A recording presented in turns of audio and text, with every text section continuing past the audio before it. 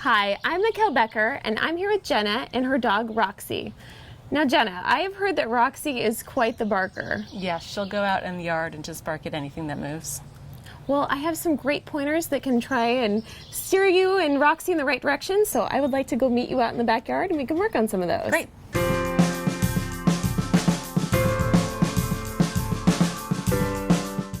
There are many different reasons for why a dog may bark. One such reason could be separation anxiety. Another reason could be territorial barking. Territorial barking may sound fierce, but it's often rooted in fear. Dogs learn that barking works to release their stress and for the scary thing to go away. It may be the neighbor, a delivery man, a car going by, but the dog learns that their barking works. It's important to note that some dogs with territorial barking can actually become aggressive if someone enters their yard. If this is the case with your dog, or if you suspect that it might be, talk to your veterinarian. Now, I understand barking can be really frustrating and embarrassing and, well, rather annoying. So it's easy to get into those punishment-based methods to try and get the behavior to stop right away. But this is not a good idea. Using aversives such as shock collars, a can of rocks, yelling at the dog, things like that, they just really don't work. They're not as effective as some more reward-based training methods that you can use. To help combat territorial barking, try the look at that game with your dog. It's important to think about what triggers your dog because that's actually going to help in our training process. With Roxy, some of her biggest triggers are people walking past, neighbors in their yard, or mail delivery people. We're going to teach her a new association with these things and give her different ways of responding. To play this game, you want to play wherever your dog is nice and comfortable and is likely to stay relaxed. For some dogs, you can start out in the backyard. For others, you may need to backtrack a little, maybe starting up on the patio, just inside of the house, wherever they can stay relaxed and still focus on you. Use a leash or a long line to keep your dog close enough to you during this exercise. It's important to have a marker signal to create an association between your dog doing what is right and the reward that they get right after. Some such marker signals could be a clicker, or it could be a word such as yes. Follow up your marker with a reward. The first step is trying to capture that quiet behavior. To start, you may need to mark at the very first sign of what she may bark at.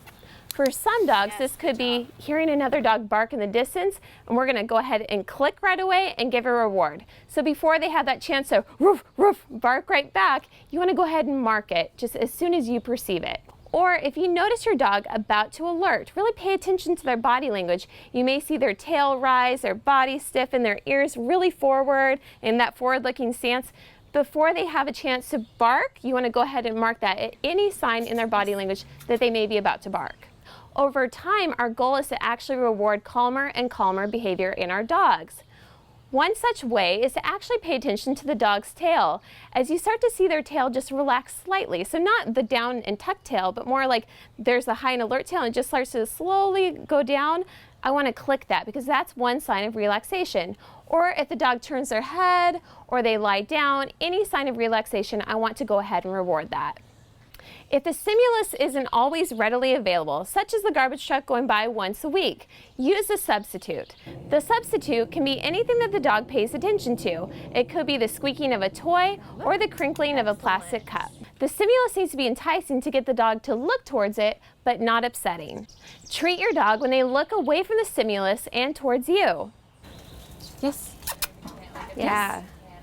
Yes. Excellent. Look. Yes. Yeah, perfect, Jenna. Yes. That's it. The behavior for the dog becomes to look over towards the stimulus and back at their person to get their reward.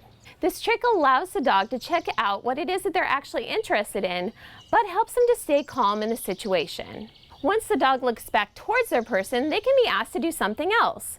Some examples could be asking them to hand target, asking them to sit, to give eye contact, or if the dog is still interested and wants to check out that stimulus again, they can look back for another round and then look back towards their person to get a reward. Keep in mind that for some dogs, if it's something really, really exciting, you'll see some pretty fast head movements. You'll see, I'm looking over, looking back at my person, looking over, looking back at my person. Totally okay and very, very normal. As the dog gets more relaxed, what you'll see is rather than the really fast head turns and the head whips like that, you'll see the dog like, oh, I see that, I'm looking back at you, and oh, I'm actually really focused on my person now. So that's a really common thing to see that progression. Add a cue to the trick, such as saying the word look as your dog looks over towards a stimulus. It's really important to have this word so that way you can ask your dog to do this in a calm manner.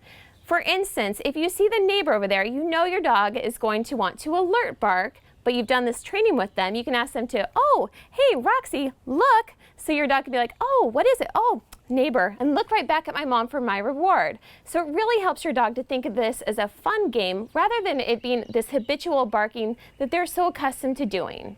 Over time, as your dog does really well and stops the barking, what you can do is progressively give them more space. So you may put them out in a long line, you may go closer towards the trigger.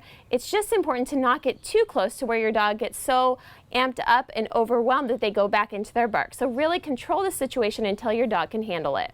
When you first start the training, the dog may just look towards you, but eventually I want the dog to go and actually find you if you're on the other side of the yard or even in the house. Rather than I see that or I hear that and immediately I go into my barking, instead we turn it into I see or I hear that and I immediately go and find my mom because I get a great reward when I do. Remember, every dog learns at his or her own pace. If you want more information on how you can train your dog, go to vetstreet.com.